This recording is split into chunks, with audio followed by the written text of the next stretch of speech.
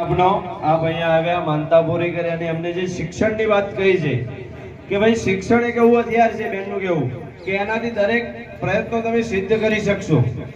દીકરીને તમે કદાચ કરિયાવરમાં 5 તોલા સોનું નહીં આપો પણ 12 પાસ કે નોકરી મેળવીને એને સાસરિયામાં મૂકશો તો એ મોટી થઈને 100 તોલા સોનું લઈ શકશે, એનો પરિવાર ઉદ્ધાર કરી શકશે. ફરીથી બેનનો ખૂબ ખૂબ આભાર માનીએ છીએ.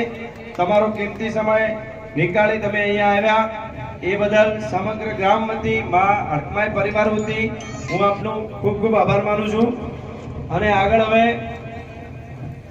બેનને સમયનો થોડો બહુ અભાવ છે, પડાપડી છે, એટલે હવે બેનને આપણે માતાજી તરફથી ખૂબ ખૂબ આશીર્વાદ આપીએ છીએ અને આપ જીવનમાં ઉત્તરોત્તર પ્રગતિ કરો અને બનાસવાસીઓનું સદાય કોઈ પણ ટોપું કરતા રહો એવી નમ્ર વિનંતી. અને અહીંયા આવેલા તમામ લોકોને વિનંતી કે અહીંયા પ્રસાદ આપવાની હોવાથી આપ આપણી જગ્યા પર બેસી રહેશું. બેનને સમયનો બહુ અભાવ હોવાથી એમને આપણે રજા આપીશું. અને ખૂબ ખૂબ આભાર બેન શ્રી આપનો.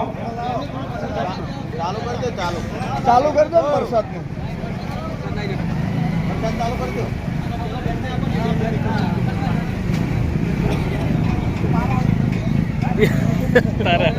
ડાયરી ફોટો બહારથી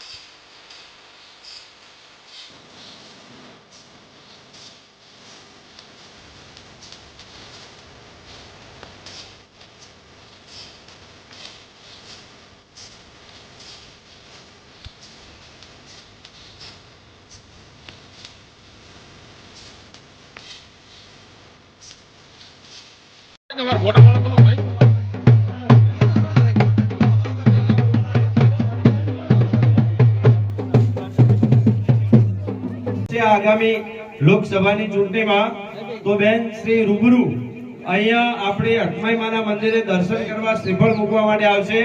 એટલે બેને જે આપેલું વચન હતું એ નિભાવ્યું છે, બદલ બેનનો પણ ખૂબ ખૂબ આભાર. અને આપણે બધા નસીબદાર છીએ કે આપણા લોકસભાના સંસદ સભ્યશ્રી અહીંયા આપણી વચ્ચે વધાર્યા છે.